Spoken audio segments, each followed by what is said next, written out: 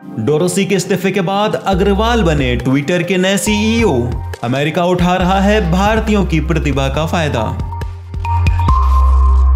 Twitter के सह संस्थापक और सीईओ जैक डोरोसी ने अपने पद से इस्तीफा दे दिया है, जिसके बाद उनकी जगह पर पराग अग्रवाल को सीईओ नियुक्त किया गया है।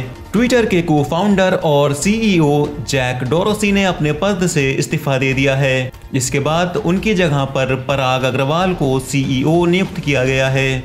डोरोसी ने ट्विटर पर अपने इस्तीफे और पराग अग्रवाल की नियुक्ति की जानकारी साझा की।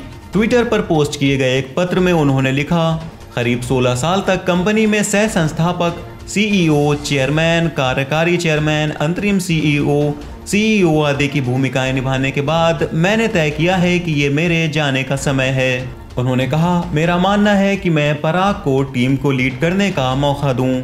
आईआईटी बॉम्बे से ग्रेजुएट पराग अग्रवाल ने भी जैक डोरोसी और दूसरे साथियों का आभार जताया है। इस बीच टेस्ला के मालिक और दुनिया के सबसे अमीर कारोबारी एलॉन मस्क ने सोमवार को माइक्रो ब्लॉगिंग प्लेटफॉर्म ट्विटर के मुख्य कार्यकारी अधिकारी के तौर पर चुने जाने के लिए पराग अग्रवाल को शुभकामनाएं दी और कहा, भारतीय प्रतिभा का फायदा अमेरिका को मिल रहा है। दरअसल स्ट्राइप कंपनी के को फाउंडर और सीईओ पैट्रिक कोलिसन ने ट्विटर पर अपनी एक पोस्ट में लिखा था, गूगल, माइक्रोसॉफ्ट, एडोबी, आईबीएम, पालो अल्टो नेटवर्क्स और अब ट्विटर को चलाने वाले सभी सीईओ भारत में पले बड़े हैं। तकनीक की दुनिया में भारतीयों की आश्चर्यजनक सफलता को देखना सुखद है। कोलिसन के इस ट्वीट पर मस्क ने कमेंट करते हुए लिखा है कि भारतीय प्रतिभा का फायदा अमेरिका को मिल रहा है।